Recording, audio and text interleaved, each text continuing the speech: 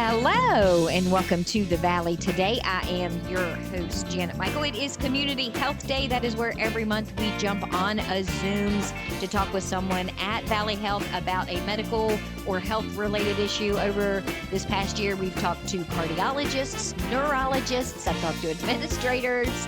Today, we're going to talk about urgent care. Dr. Jeffrey Hoefle is joining us. He is a board-certified urgent care physician and medical director for urgent care. And Dr. Hoefle, I feel like urgent care versus urgent care express versus the emergency department is one of the biggest misconceptions out there for people when they need medical care. Sure. Definitely have their own lanes that they operate in. The emergency department versus the urgent care is kind of the big one. You want to make sure you got that squared away. And then the urgent care express versus urgent care is still urgent care, but it's the capabilities and what kind of tests we can run and those kind of things. So that's the main difference. So I can speak to urgent care versus emergency medicine, which is my specialty there. I've worked in both arenas. Urgent care is mostly best for health problems that need attention soon, but they're not life-threatening. So something you probably should get seen within a day or two or three, but you don't need to address it right this moment. So things like upper respiratory infections, colds, influenza, COVID, sore throat, strep throat, those are big ones. Ear infections, and particularly in kids, urinary tract infections, minor cuts and scrapes that would need repair, like stitches, sprains and strains, minor broken bones, rashes, and minor burns. So that's the general overall urgent care, what fits in there. Versus emergency department, that's for serious life-threatening kind of conditions that need immediate attention, either now or within an hour or two, or that require more of a workup to try to figure out whether or not you have an emergency. So chest pain is a big one. If you think you're having a heart attack, obviously you go to the hospital for that. Severe bleeding that won't stop. Traumatic injury, more than just like an ankle sprain. So if you're in a big car accident going 70 miles an hour, or you fall off a roof or a large ladder, if you hit your head and get knocked out or have the worst headache of your life, those are all emergency department type problems because they have the CT scans and the ultrasounds and a much broader laboratory that can really work you up and rule that out. And they have the meds to treat you acutely and get you to a specialist if you need that. Severe abdominal pain and stroke, those are all similar, all fall into the ER stuff. We're both pretty broad in what we see, just about anything. That's the main delineation there, whether it needs to be taken care of now or a day or two. I think in so many cases, because the emergency department is what most of us, I'll say, grew up on, using air quotes, we think of it as the place to go when it's an emergency to us, but maybe isn't necessarily a medical emergency, when in reality, the emergency department is mostly for things that a rescue squad or an ambulance should be taking you there, not necessarily driving yourself in a lot of cases. That's very true. Both places, though, I will say, do triage. And so the concept of triage is when you get to either place, you're going to be seen and they'll check your vital signs, they'll get the history and try to sort you based on what you're presenting with to get you to the right place. And that happens at both the clinics, our urgent care clinics, and the ER. So that helps, but it does save you a trip. You have something that's a little more serious and you show up to us, or vice versa. You won't be sitting in the ER for 6 hours for your head cold. There's a lot in between those two. So there is a mechanism there to help with that for sure. I think COVID taught a lot of us about the value of urgent care and urgent care express to a certain degree, because it was a really great place to go to get that test, to be able to find out if you actually had COVID and get whatever treatment you might need. I think it really broadened the understanding of what urgent care can do for us here in the Shenandoah Valley. Absolutely. I think that was even a national phenomenon. When the hospitals were overrun and filled to the gills with really sick patients, they needed somewhere to offload some of the volume there to help with that. And so I think you're right. I think that helped educate folks on what resources are out there and where can I go. Are there urgent care facilities in all of our communities, or are some of them urgent care express and maybe not urgent care? Okay, so that's the other distinction we wanted to make, which was just our normal urgent care clinics, the full clinics, and then the urgent care express. The main difference between the two is just the scope of what we can test and do. So the main urgent cares, and we have 6 of those, 3 in Virginia and 3 in West Virginia. So that's the Jubal Early location here in Winchester, Rutherford Crossing, also here in Winchester. And then down in Front Royal, we have a full service urgent care. And then up north in West Virginia, we have Martinsburg, one in Ranson, and one at the Springs Mill exit, which is kind of north Martinsburg. With those, we have x-ray capability. So if you think you broke your arm or your foot or your ankle, we can x-ray that and take a look. Or maybe we think you have pneumonia and you need a chest x-ray, or you think you broke your rib. So we can do some x-rays and look at those things.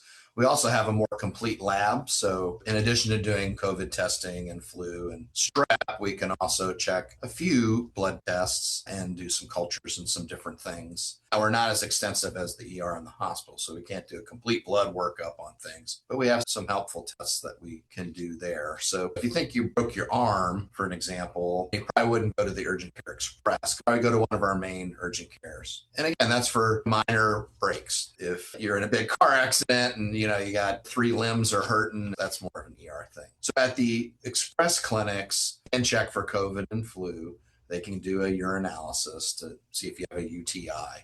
So for colds and simple UTIs and things like that, they can handle all that stuff if you have a rash, a scrape, but not a big laceration. They're not going to do procedures at the express care. We will sew up lacerations at the main urgent cares.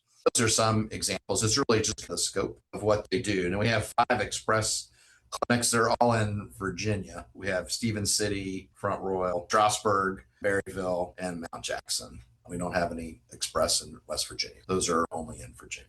Strasburg is new-ish. They just built a new facility and moved across the street from where they were originally. I live in Middletown, so it's the one I would go to because it's closest. Yes, those you can make a reservation. They'll see some walk-ins as well. They're kind of work you in. If they're booked, they can say, hey, if you don't want to wait, you can come back at this time and we'll get you in at that time. My husband, he has a CDL, so he has to have a DOT physical. And typically his company will send him to one of the urgent cares in order to get that physical done. They can do things that aren't necessarily urgent or emergency either, right? Yeah, there are some things, employer health stuff, travel physicals. The big one really is sports physicals for high schoolers and grade schoolers. We do a lot of those, especially in August, right before everybody's going back to school. But we do have some travel stuff if you need to get immunizations for overseas trip. We don't have those in the urgent cares, but we can set you up to get that squared away for you and things like that. So yeah, you're right. There are some other little things that we do as well. When my son was going off to college, we found out that there was some sort of vaccine that he had not gotten because he was going to college. He required it. I want to say it was like meningitis or Right. So that's where we went because we found out about it the week before we were supposed to drop him off. And I'm like, where do you go? You're 18 years old. You don't really have a pediatrician anymore. We haven't really gotten you a primary care. Let's just go to urgent care and see if they can put a shot in your arm. So yeah, that's another service that we can provide too sometimes. Let's take a break. When we come back, I want to talk about something you mentioned earlier when you talked about kids and scrapes and things along those lines, because I'm not sure that a lot of parents understand that that is also a stopgap measure if they can't get into their pediatrician on a weekend or in an evening. So can we talk a little bit about that in the next segment? Absolutely. We are on the Zooms today talking with Dr. Jeffrey Hoefle. He is the medical director for urgent care. He's also a board certified urgent care physician with Valley Health. They sponsor this conversation every single month. We're going to come back and talk more with him in just a couple of minutes. This Tuesday, April Davis will change the world. She doesn't know that yet. All she knows is that she went to justserve.org and volunteered an hour of her time. Browsing through dozens of service opportunities in her community, April decided to spend her Tuesday evening serving dinner to mothers and their children at a transitional house. She doesn't know she'll be serving a particular mother and daughter who will be spending their first night in this home. April doesn't know that the hot meal she'll serve is the first this mother and daughter will have had in a week, or that the simple smile she'll offer as she serves them will help them realize that things are going to be all right. Which is why this Tuesday, April Davis will change the world. See the difference you can make. Sign up for service opportunities in your community. Visit justserve.org.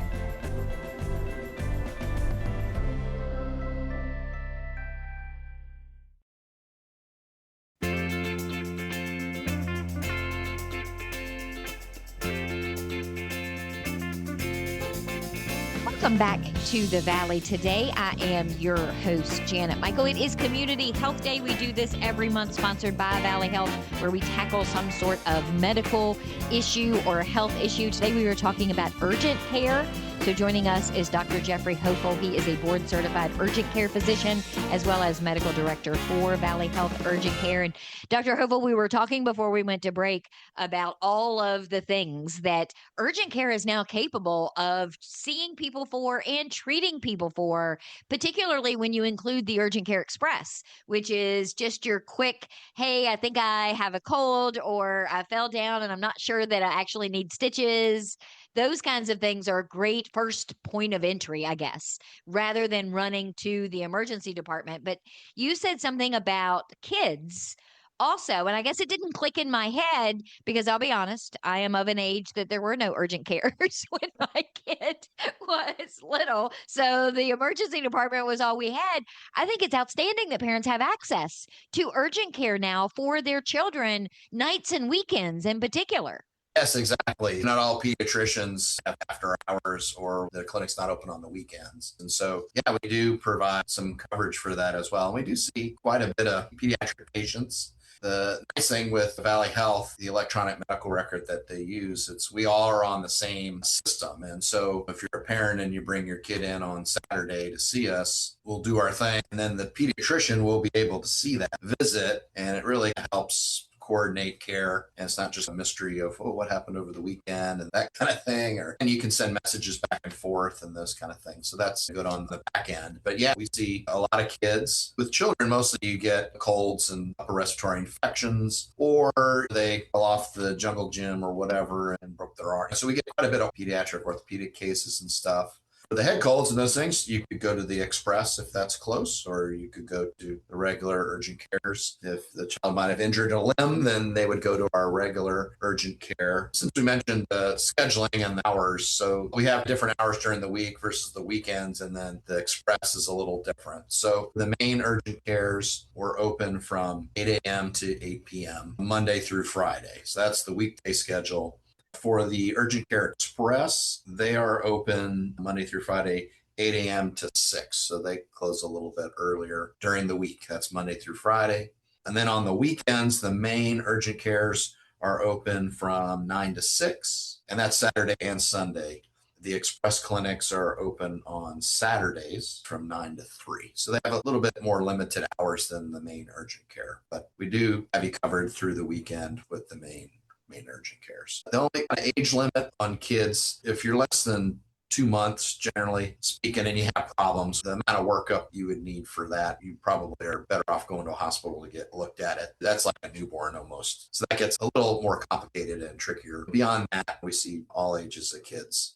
You mentioned the medical records portion of it, and I've had some conversations with Valley Health professionals while you were implementing that new system, and I think it's fantastic because in the moment, you can't always depend on a mom to remember what that urgent care physician said was going on with her kid, or the wife to be able to remember to tell the orthopedist what the urgent care physician said about her husband. And the fact that all of that is streamlined makes it so much easier these days.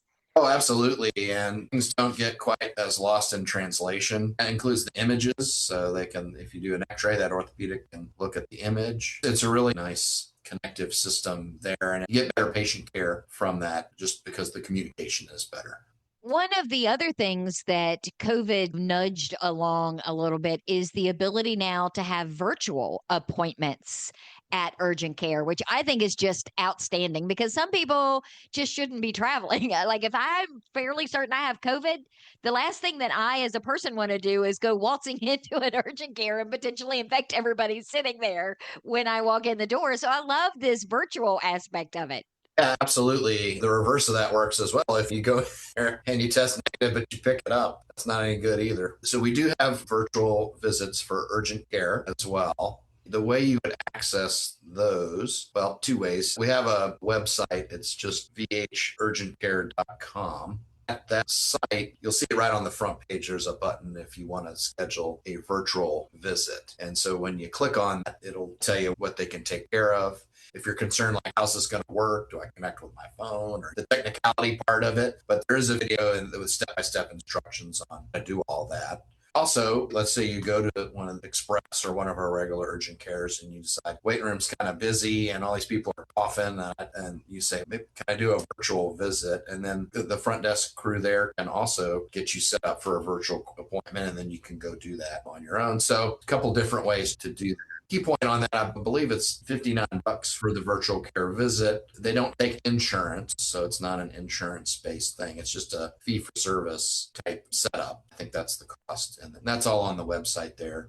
Again, the nice thing is you have another portal, another access, and they determine when you talk to the clinician on the virtual care, they're not going to diagnose your appendicitis through the telephone. If you're having belly pain and they kind of look at you, and they'll probably tell you need to go in. But if you say, hey, I got this ration, you just show them the ration and they can look and see that. And they go, okay, well, let's try this medicine for that, or it looks like poison ivy, let's do this or that. So that obviously you're not going to do testing and a lot of stuff with that, but they can at least get the treatment started. And then they usually tell you, hey, if you don't get better, if this doesn't improve, then follow up in person or with your primary care or what have you. So it's another nice resource.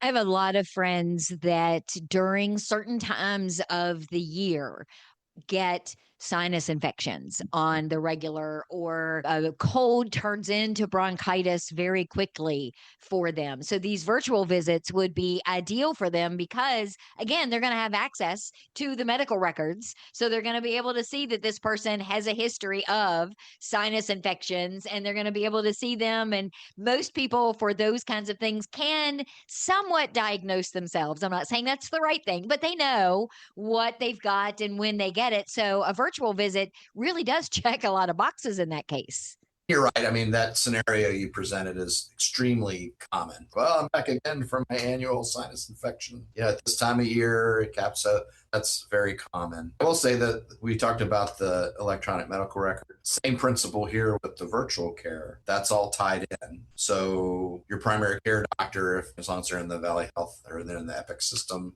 they'll be able to see that visit as well. And it's clearly communicated there, which is nice. Versus, say, I know Amazon and those kind of places are starting to do this now a little bit, which would be out of the system and wouldn't be there. Just to show you the difference there. That's all. But I get a lot of things from Amazon, but I am fairly confident in telling you right now, healthcare is not ever going to be one of them. Okay. Well, I think that's relatively new. It's out there, though. I'm just telling you, it's out there. So. Not to mention, I've made too many friends now within the Valley Health system that if they even thought that I was going to Amazon for medical advice, they would disown me and be very annoyed with me. So that is just not something that I am interested in any way, shape, or form. So people can save their spot in line at vhurgentcare.com. And then I would imagine that there is stuff on the valleyhealthlink.com website that explains to people, hey, if this, then emergency department, if this, then urgent care, and if this, then urgent care express. Yeah, exactly. Yeah, a lot of those examples we used, they have some bullet points there. They tell you main clinic for this, call 911 for this. And it gives you the option. You can set up a virtual care appointment, or you can make a reservation at either the express or the regular urgent care clinic. Now, I'd say the word reservation, that's different than making an appointment with your doctor. It's semantics, but it's important. It really saves your place in line. Unlike a family medicine office or a pediatric office, you're not making an appointment for a set time, because we don't operate like that, because we have constantly people coming in. And then it comes back to that triage again. So it kind of holds your place in line, and you show up and we see you when you're scheduled for the most part. But let's say somebody comes in with chest pain or whatever, then you got to do the triage part. And so those people would precedence initially. So just to make that clear too on that, it's not like a set in stone appointment, but it does hold your place in line as opposed to just showing up and just waiting. That's the difference. And one of the things that I learned from a conversation that I had earlier with one of the cardiologists, he was adamant. I think we must have said it 4 or 5 different times during our conversation. If you are having chest pains, do not get in the car and drive yourself anywhere. Immediately call 911, because you should be transported and not drive yourself to the hospital because you think you might possibly even a little bit having a heart attack. Absolutely. We get that. I got that in years in emergency medicine, and then also in urgent care. They're like, how'd you get here? Oh, I drove. And I'm like, why did you drive? Glad you made it here safe. But yeah, That's Don't do that. good advice. Same thing with stroke and some of these other things. You don't need to be driving. And that's probably not the time for a virtual appointment either. Just call 911. Dr. Hoefle, thank you for taking the time to differentiate all of these different types of care for me when it comes to urgent care. I do appreciate your time today. I think it was a pleasure to speak with you. I will be back tomorrow with a brand new episode of The Valley Today, a few minutes after noon. So meet me here then.